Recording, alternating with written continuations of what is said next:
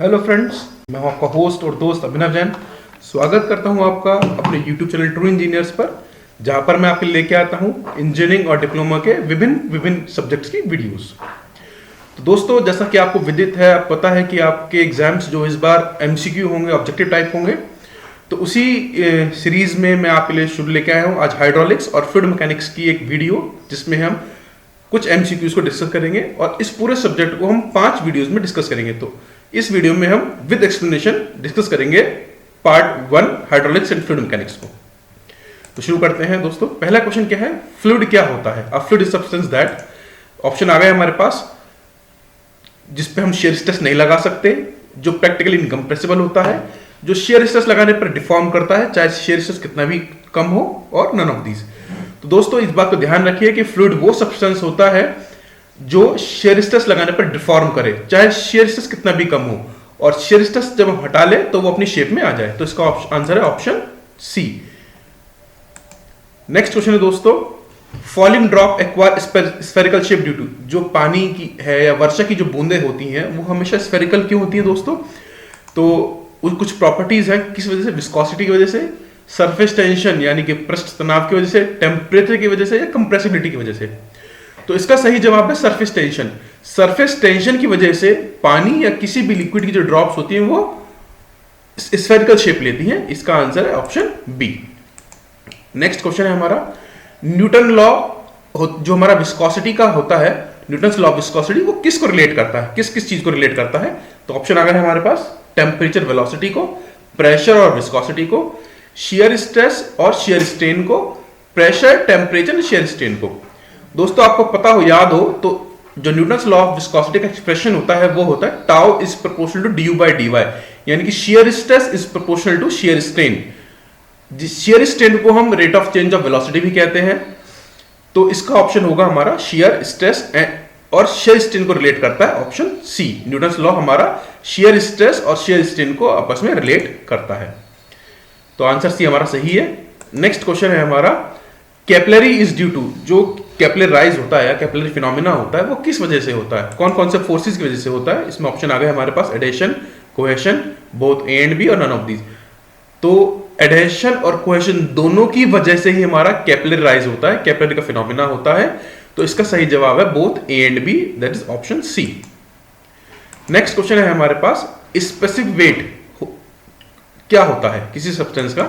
तो ऑप्शन आ गए हमारे पास, weight per unit volume, mass per unit volume, volume per unit weight, और none of these.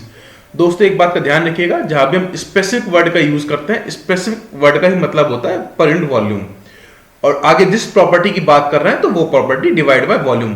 Specific weight हो गया यानी कि वेट पर यूनिट वॉल्यूम। तो इसका ऑप्शन है ऑप्शन हमारा ए। अगर हम बात करते हैं स्पेसिफिक डेंसिटी की, तो वो क्या होगी? डेंसिटी पर यूनिट वॉल्यूम। तो स्पेसिफिक का मतलब ही हो जाता है हमारा पर यूनिट वॉल्यूम। नेक्स्ट है हमारा दोस्तों, काइनेमेटिक विस्कोसिटी किसके बराबर होती है? तो इसमें ऑप्शन आ गया dynamic viscosity into density, dynamic viscosity upon density, density upon dynamic viscosity, none of these. दोस्तों, डायनेमिक विस्कोसिटी और डेंसिटी के रेशियो को काइनेमेटिक विस्कोसिटी कहते हैं। तो इसका आंसर है ऑप्शन बी, कि mu is equal to nu upon rho. ये हमारा इसका आंसर है। नेक्स्ट है दोस्तों हमारा, न्यूटन्स लॉ का मैथमेटिकल एक्सप्रेशन क्या है? अभी हमने पीछे देखा था न्यूटन्स लॉ किसको रिलेट करता है, तो हमने वहां भी डिस्कस किया था, और आज देख लेते हैं तो मैथमेटिकल एक्सप्रेशन क्या है। Tau is proportional to D by D Y, tau is proportional to D by D X, F is proportional to D by D Y, and tau is equal to D by D Y.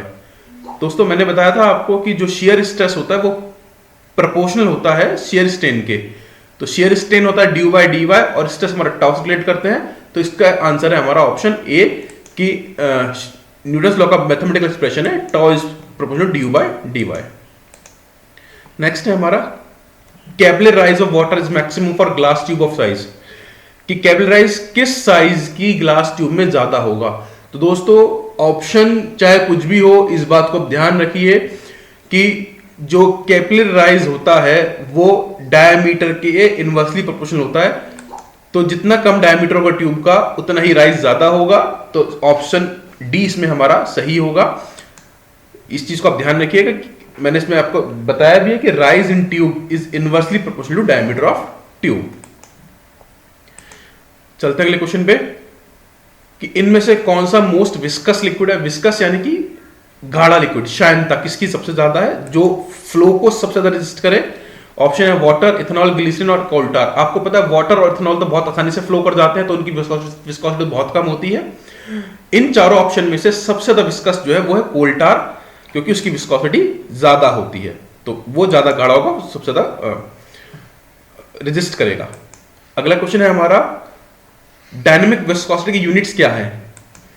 तो option आ गया हमारे पास poise, centipoise, newton second per metre square, all of these.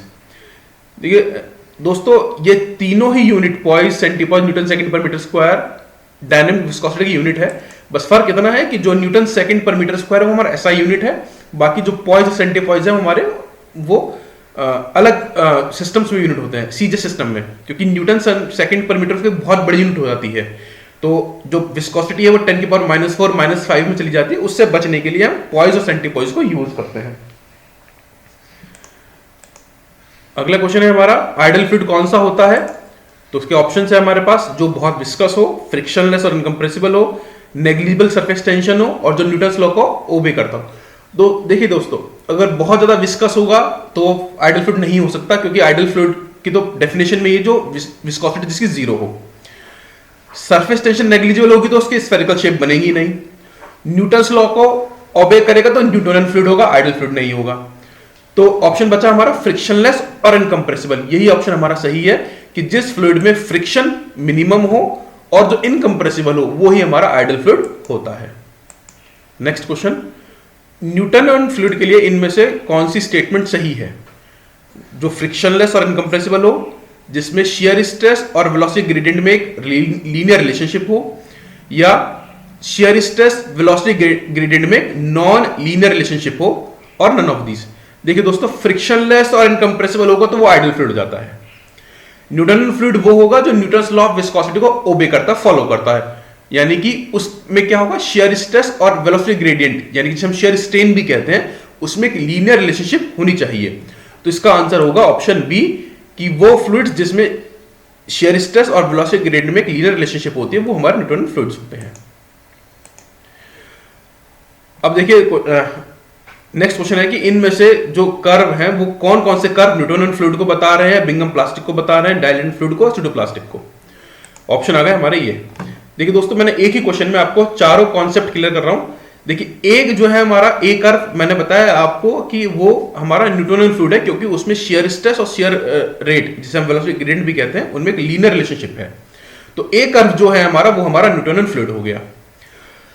Bingham plastics वो plastics होती हैं, वो fluids होते हैं जिनको एक मिनिमम शियर स्ट्रेस चाहिए फ्लो करने से पहले। जैसे टूथपेस्ट, आप टूथपेस्ट को दबाएंगे तो फ्लो तब करेगा, आप उल्टा कर देंगे बिना दबाए तो फ्लो नहीं करेगा। तो इस तरह के जो फ्लूइड होते हैं वो होते हैं बिंगम प्लास्टिक्स, यानी कि कर्व बी, जिन्हें एक मिनिमम शियर स्ट्रेस से ओवरकम करना पड़ता है फ्लो करने के लिए। तो कर्व बी हमारा हो गया हमारा बिंगम प्लास्टिक। कर्व डी जो है हमारा वो है डायलेटेंट फ्लूइड्स। डायलेटेंट फ्लूइड्स वो होते हैं शियर थिकनिंग होते हैं, जो शियर जिन पे स्ट्रेस लगाने के साथ साथ जिनमें जो थिक होते जाते हैं, गाढ़े होते जाते हैं, जैसे कॉर्न स्टार्च। तो ये जो फ्लूइड होते हैं वो डायलेटेंट फ्लूइड्स होते हैं। और जो कर्व सी है हमारा वो है हमारा स्यूडोप्लास्टिक्स, जो समय के साथ शियर लगाने पर पतले होते जाते हैं, इन्हें शियर थिनिंग भी कहते हैं, जैसे पेंट सॉल्यूशन। तो इसके ऑप्शन आप देख सकते हैं, न्यूटन फ्लूइड हमारा curve A, Bingham plastic curve B, dilatant fluid curve D और स्यूडोप्लास्टिक कर्व सी। वो किसी भी आपसे पूछ सकता है, तो मैंने आपको चारों ऑप्शन बता दिए। इसके बाद आता है हमारा कि एब्सोल्यूट प्रेशर किसके बराबर होता है। ऑप्शन आ गए हमारे atmospheric pressure plus gauge pressure, atmospheric pressure minus gauge pressure, atmospheric pressure, all of these.